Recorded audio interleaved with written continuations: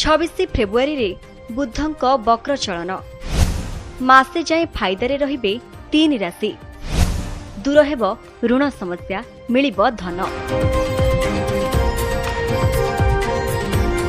ग्रहंक राजकुमार बुद्ध खूब शीघ्र निजर गति परिवर्तन करने को जाउछंती। फेब्रुआरी 26 तारिख रे बुद्ध कुंभ राशि रे वक्र चलिबे। यार अर्थ हेउछि एही दिन बुद्धंक गति पछकु हेब। बुद्ध 20 मार्च पर्यंत एही स्थिति रे रहिबे। ज्योतिषंक अनुसार बुद्धंक वक्र चलन 3टी राशि पई अत्यंत शुभ रहिब। एही राशिर व्यक्तिविशेष सम्मुखीन करुवा समस्यार तुरंत समाधान हेब। आर्थिक लाभ अनुभव करिवे। एही समय रे निया जायतिबा भल निष्पत्ति पूरा परिवार को लाभ देई पारे। तेबे एही 3टी राशि कोन कोन आसंतु जानिबा। मेष बुद्धंक चलन मेष राशि पई बहुत शुभ बोली कह जाउछि। मेष राशिर व्यक्तिविशेष व्यवसाय रे लाभ अनुभव करिवे। नूतन उद्यम आरंभ करिबा पई एहा एक भल समय। वृत्तिगत क्षेत्र में समस्या गुड़िक धीरे धीरे समाधान हेब। चाकरी करुवा लोक माने उन्नति पाई नूतन सुजोग पाइबे। बंधु माने समस्या बेले साहाय्य करिवे।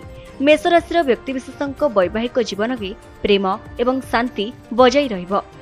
एही राशिर लोके भल लोकंक संस्पर्श रे आसिबे जे माने आपनकु आगकु बढ़िबाकु उत्साहित करिवे।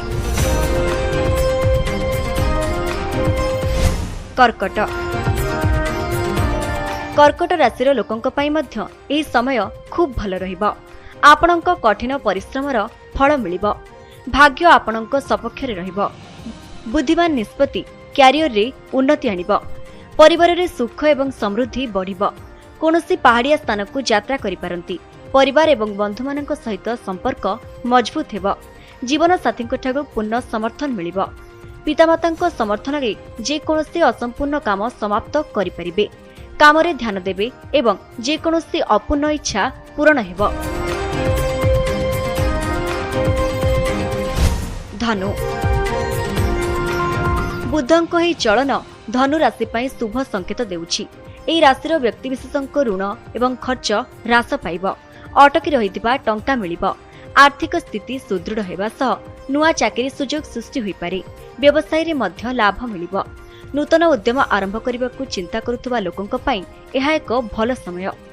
जदि कोनोसी गुप्त कथा प्रकाशित हेबा विषय चिंतित थिले तेबे सही चिंता मध्य दूर हेब।